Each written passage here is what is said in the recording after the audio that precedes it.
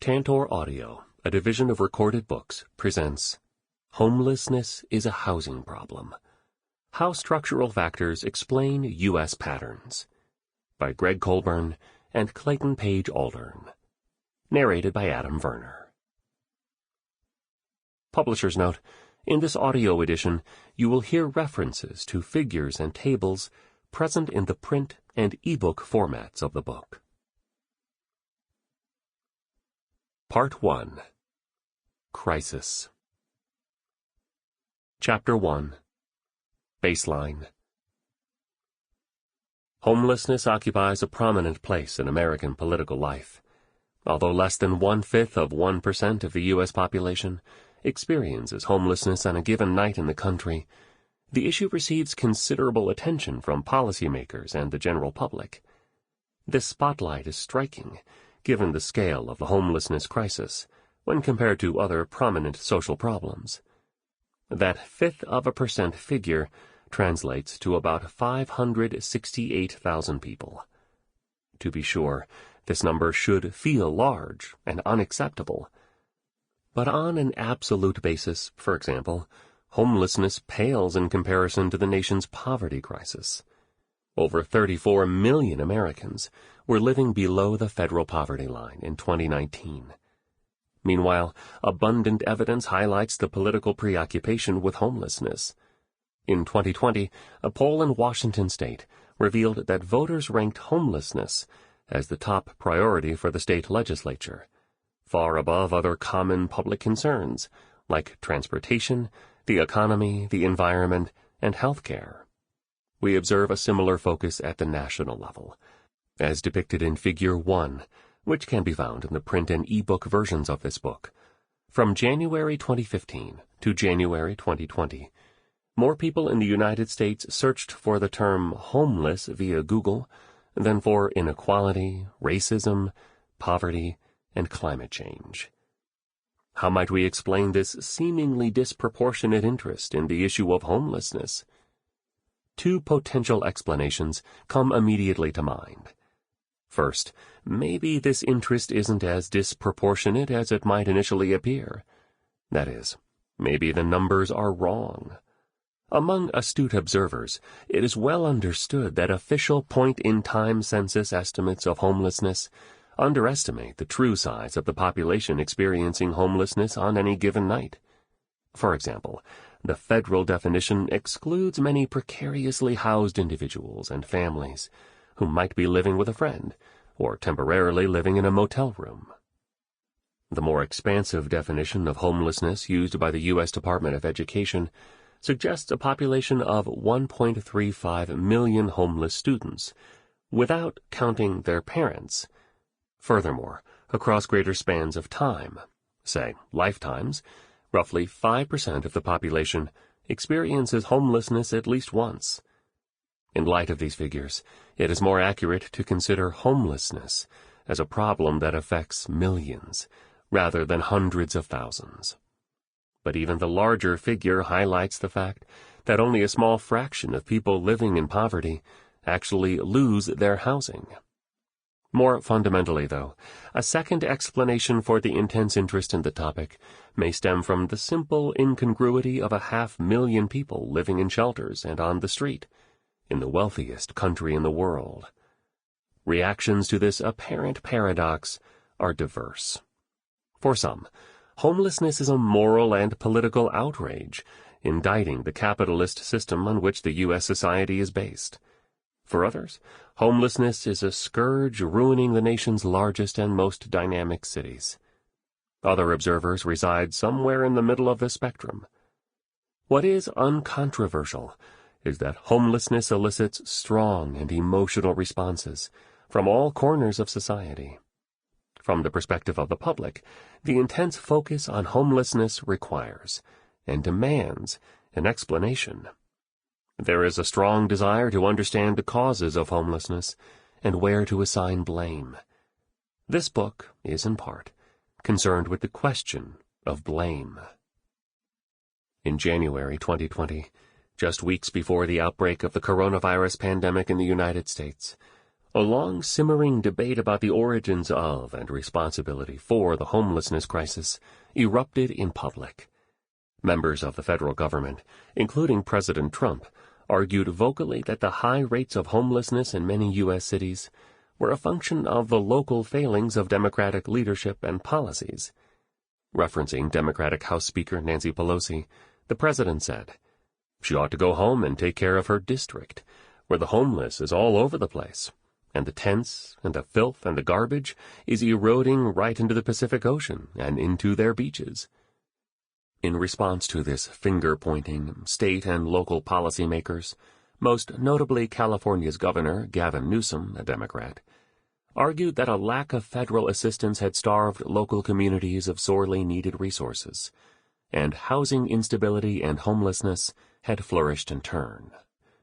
Certainly, some of this political jostling is a product of the polarized nature of U.S. politics in the 2020s.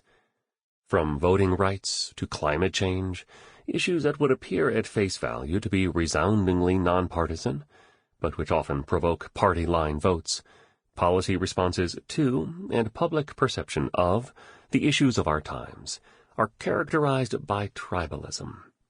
Tailored media narratives and the so-called filter bubbles of social media add fuel to the flame of confirmation bias. It's harder than it should be to find fact-checked information, and it's even harder to internalize narratives that run counter to our beliefs. In this respect, homelessness is no different.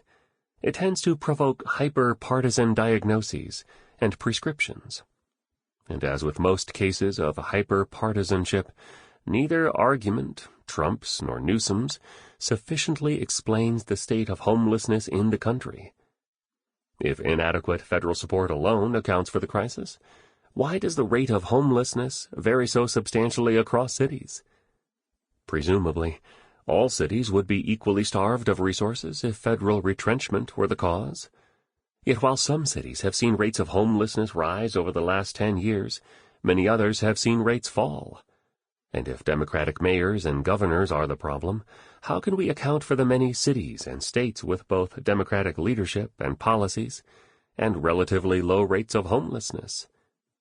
Unsurprisingly, the polarized plot lines are too simple, but they draw attention to essential questions about the nature and causes of the homelessness crisis. As Ezra Klein writes in his recent book, Why We're Polarized, one of the other phenomena driving polarization in the country is a grafting of our political identities onto national, as opposed to local, politics. National politics, by definition, require a flattening of local variation, and in our de facto two-party system, with this flattening often comes a false dichotomization of many complex issues.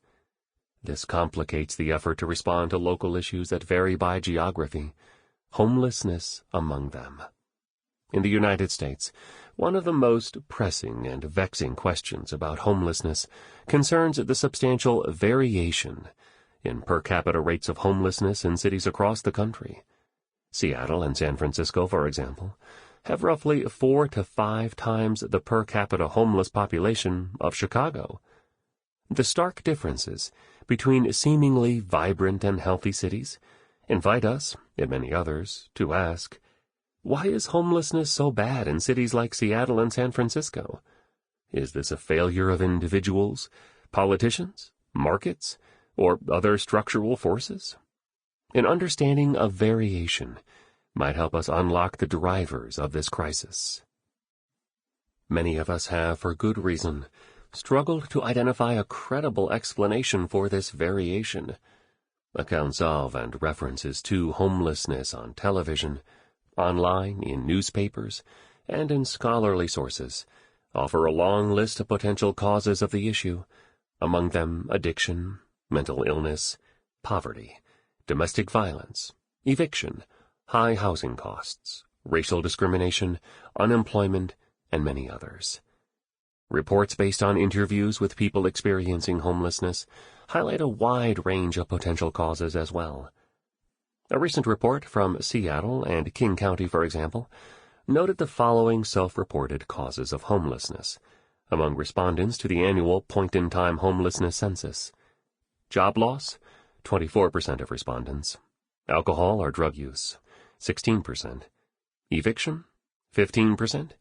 Divorce or separation, 9%. Rent increase, 8%. Argument with family or friend, 7%. Incarceration, 6%. And family or domestic violence, 6%. Confronted with the question of why some cities have far greater per capita rates of homelessness than others, a reasonable logical reaction might be to assume that higher levels of homelessness stem from higher incidences of these self-reported causal factors in these cities. In this book, we examine this logic. While perusing any list of potential causes of homelessness, one can generally break the ostensible explanations down into two overarching categories. Some causes are individual in nature, and some are structural. The bifurcation is consistent with decades of research on poverty and homelessness. On one side of the debate are those who argue that poverty and homelessness are the result of individual factors, that vulnerabilities related to housing instability are fueled by illness, mental condition, laziness, or poor decision-making, including, for these observers, excessive drug and alcohol use. And in the central downtowns of cities like Los Angeles, San Francisco, or Seattle, thousands of unsheltered people experiencing homelessness may indeed be suffering from a substance use disorder, mentally ill, and or unemployed. Following this logic, it is the disproportionate presence of people with these vulnerabilities in certain cities that explains the substantial variation in per capita homelessness rates around the country. Whether born in or attracted to these cities, people comprise the homelessness crisis, and so homelessness is an individual problem. It is not uncommon for some to argue that homelessness is exclusively an individual choice. On the other side of the debate are those who argue that larger structural forces, such as market conditions, housing costs, racism, discrimination, and inequality, causally explain the prevalence of homelessness. Under the structural explanation, homelessness is a consequence of broader and deeper societal factors, driving people at the margins of society out of their housing. Perhaps there is a middle road. The individual explanation is alluring. It's individual people who lose their housing, after all. Surely there must be systematic factors at play, though. Otherwise, how could we possibly account for the dramatically different rates of homelessness around the country? Even if you were entirely convinced of the individual explanation, you would have to acknowledge that some kind of systemic variation, some combination of environmental, political, economic, and demographic trends, characterizes different places. In 2019, less than 1 in 1,000 residents were unhoused in Alabama and Mississippi, while California and Oregon had over 5 times that rate. Why? Existing research provides a helpful roadmap to navigate the seemingly complex and at times contradictory evidence about the causal drivers of homelessness. Homelessness researcher Brendan O'Flaherty, for example, suggests that to generate causal explanations of homelessness, one must consider the interaction between individual characteristics and the context in which that person resides. Either explanation alone is insufficient to explain or predict individual homelessness. By extension, he argues that people who lose their housing are effectively the wrong people in the wrong place. This frame helps to provide a vantage point from which to consider the central question of this book. What explains the substantial regional variation in per capita homeless rates in the United States? To cut to the chase, the answer is in the title of this book. Homelessness is a housing problem. Regional variation in rates of homelessness can be explained by the costs and availability of housing. Housing market conditions explain why Seattle has 4 times the per capita homelessness of Cincinnati. Housing market conditions explain why high-poverty cities like Detroit and Cleveland have low rates of homelessness. Housing market conditions also explain why some growing cities like Charlotte, North Carolina, are not characterized by the levels of homelessness that coastal boom towns like Boston, Seattle, Portland, and San Francisco are. Variation in rates of homelessness is not driven by more of those people residing in one city than another. People with a variety of health and economic vulnerabilities live in every city and county in our sample. The difference is the local context in which they live. High rental costs and low vacancy rates create a challenging market for many residents in a city, and those challenges are compounded for people with low incomes and or physical or mental health concerns. According to estimates from the U.S. Department of Housing and Urban Development, HUD, at least 567,715 people experienced homelessness on a single night in 2019. But this aggregate figure masks significant geographic variation in the distribution of per capita homelessness across the country. The metropolitan areas of New York, Los Angeles, Washington, D.C., San Francisco, Seattle, and Boston alone account for over 29% of the homeless population in the country, despite being home to only about 7% of the general population. Regardless of one's view of the problem, and the political lens through which one considers homelessness, it is reasonable to wonder what it is about these cities that produces, or, according to some, attracts, such large and disproportionate populations of people experiencing homelessness.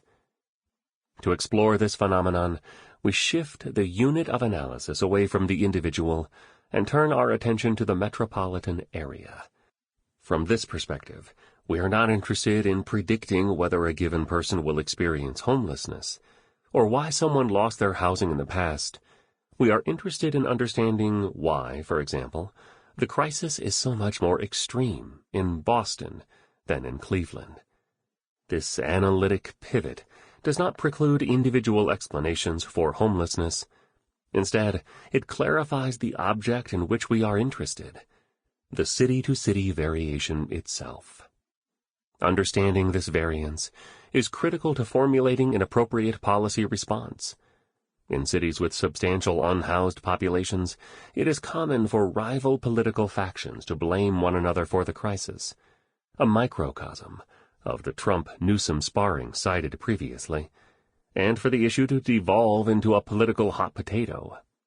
Often caught in the middle of this dispute are municipal leaders who are tasked with solving the problem, with resources that many consider to be inadequate. Societal cleavages emerge, in which compassionate responses to homelessness, those that stress social service provision and respect for the dignity and rights of people experiencing homelessness, are criticized by community members who advocate a tougher response to the crisis. Proponents of the latter approach argue that overly permissive local policies have incubated an underlying problem, all while individual desperation facilitates property crime, threatens public health, and abets a deterioration of a city's overall quality of life. The severity and polarization of homelessness is evident in public polling that identifies the problem as the highest-ranked public concern. In the 2020 State of Washington poll of eligible voters mentioned earlier, 31% of voters ranked homelessness as Washington's top issue, an increase of 10 percentage points over 2019.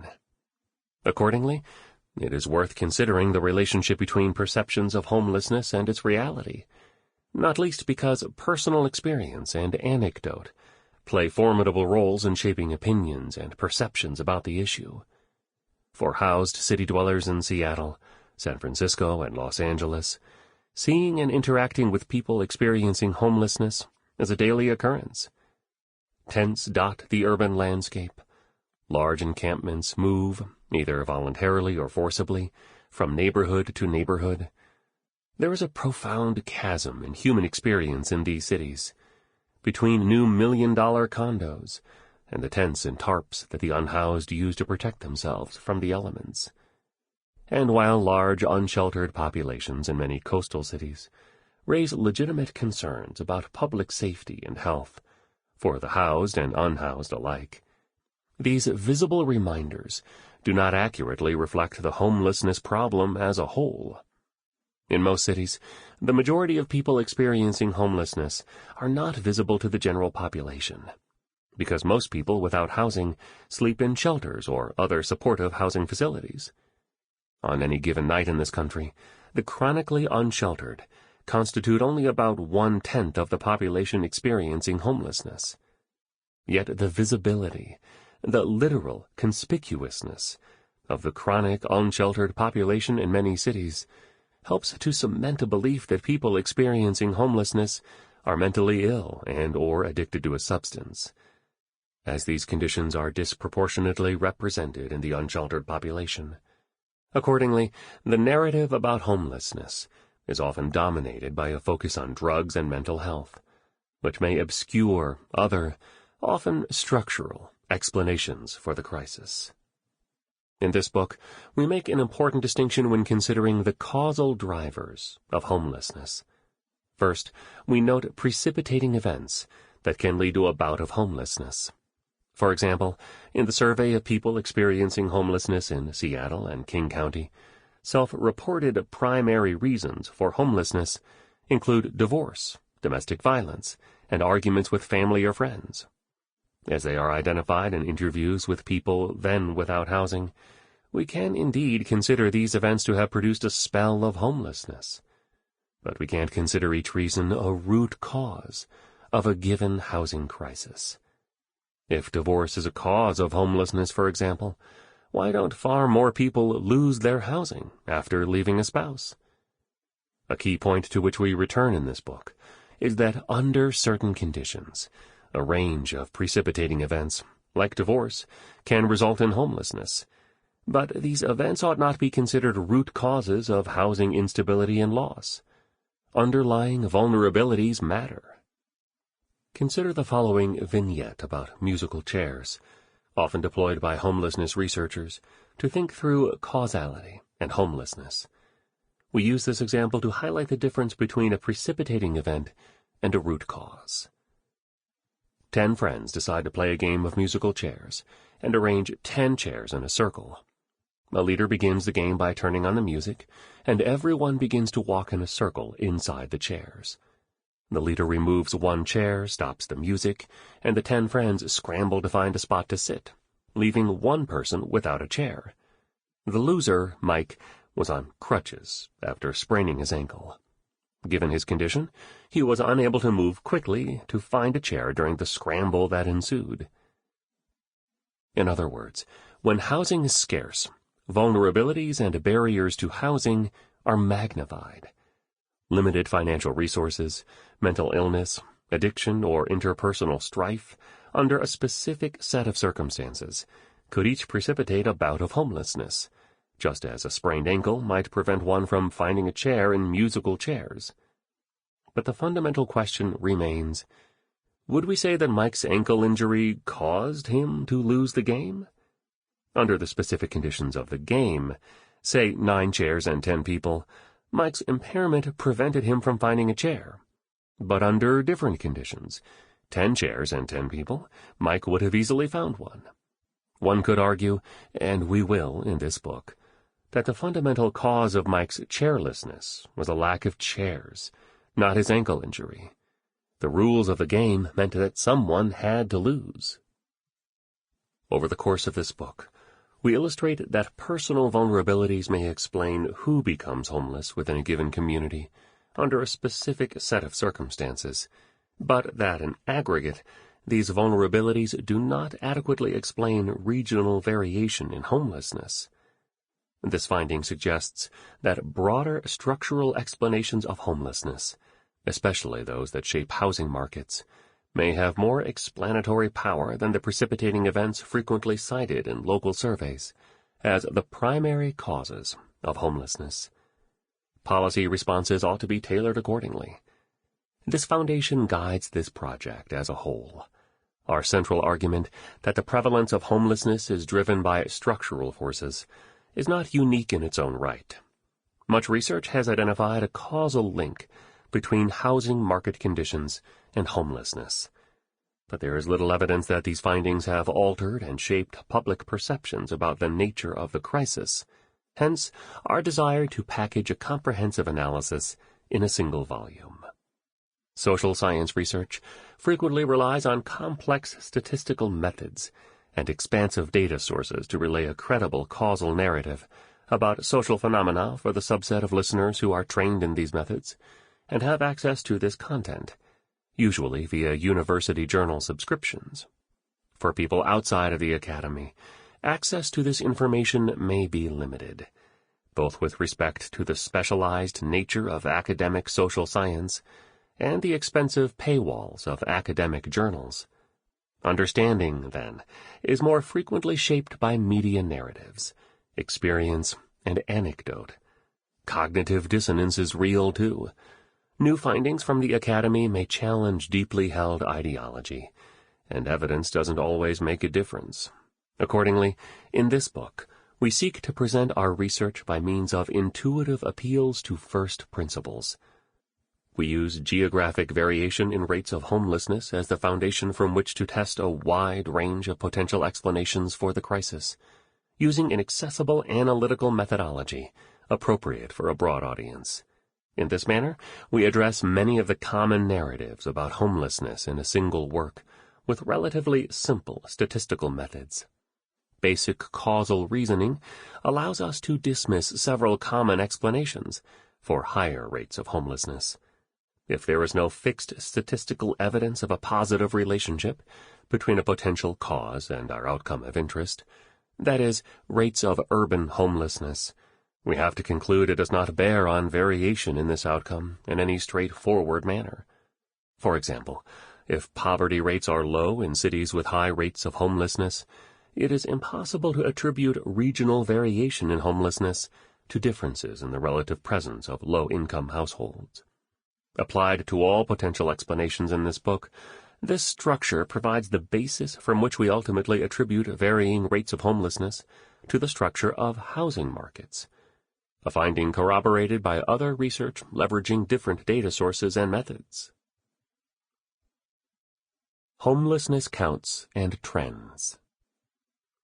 To study variation in rates of homelessness, we shift the unit of analysis from individuals experiencing homelessness to metropolitan areas. This is a book about cities, not individual people. We seek to explain why certain geographic locations produce, or otherwise report, disproportionately high rates of homelessness. Because homelessness is largely an urban phenomenon, we focus our attention on the largest urban areas in the United States. The first step in understanding variation in rates of homelessness is to understand the manners in which communities measure homelessness and deliver programming. In 1987, the U.S. Congress passed the McKinney-Vento Homeless Assistance Act, which created the contemporary administrative machinery behind the federal response to homelessness. A critical component of McKinney-Vento was the stipulation that federal money was to be distributed directly to jurisdictions to fund local service delivery. To facilitate the flow of funds from the federal government to local communities, HUD required states and municipalities to self-organize into units of geographic aggregation called Continuums of Care, COC. Today, COCs are the main administrative entities that manage homelessness programming, allocate federal funding to local service providers, and conduct the congressionally mandated one-night census of homelessness. Virtually every locality in the country is covered by a COC, but the construction and distribution of COCs varies from state to state. Most urban areas are covered by a single COC, while smaller cities and rural areas might bundle together in a COC that covers a large geographic area. Ohio, for example, is divided into 9 different COCs. 8 of the COCs cover the most populous counties in the state, including Cuyahoga County, Cleveland, Lucas County, Toledo, Franklin County, Columbus, and Hamilton County, Cincinnati. The largest COC, in a geographic sense, is OH 507, which encompasses the entire balance of the state that is not covered by one of the other 8 county-based COCs. as COCs administer their own one-night count of people experiencing homelessness, often conducted the last week of January, and known as the point-in-time, PIT, count, the estimated unhoused population. Sample complete. Ready to continue?